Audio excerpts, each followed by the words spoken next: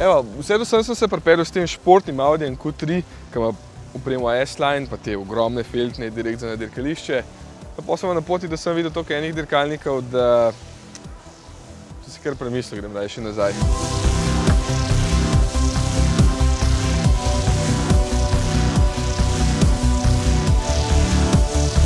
Ja, tukaj je bolj doma, na terenu, s štirikolesnim pogonom, v neizprostni divjini, na neutrjeni podlagi, s temi terenskimi gumami.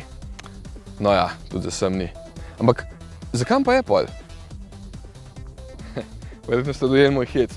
Tile moderni križanci bi bili radi za povsod, v resnici niso pa za nikamor. Ne, narobe sem rekel.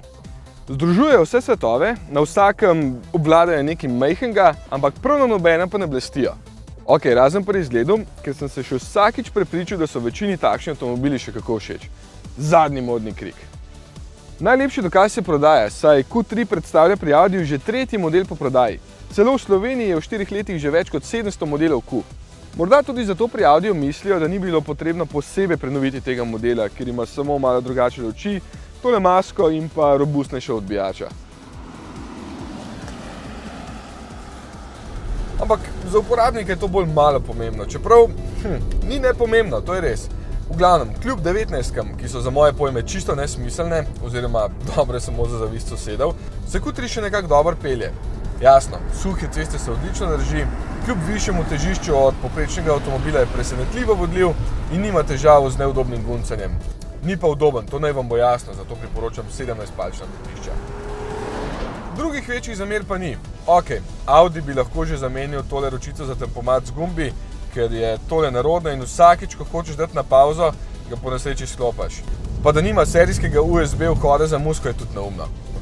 Če gledam bolj pomembne stvari, je pa povsod odličnjak.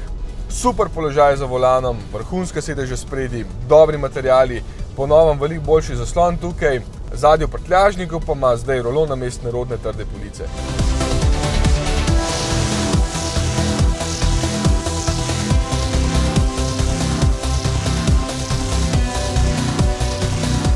Motor je klasična izbira, 2-litrski TDI 110 kW, 150 konj. Na poti do Nürburgringa sem imel porabo 6,3 litra na 100 km, kar je dobro, saj ima tale Audi 4-kolesni pogon. Sam pogon je nič nastavljiv, ampak je dovolj pameten, da dobro dela. Prilagojen je čisto za cestno vožnjo. Elektromagnetna sklopka moč spusti do zadnjih koles samo, ko prvi zdrsneta. Namesto quattro v večjih modelih, kot je recimo Q5 s Torsenom, je to cenejša in precej bolj kompaktna rešitev, ki je bolj primerna za male avte s prečno vgrajenim motorjem.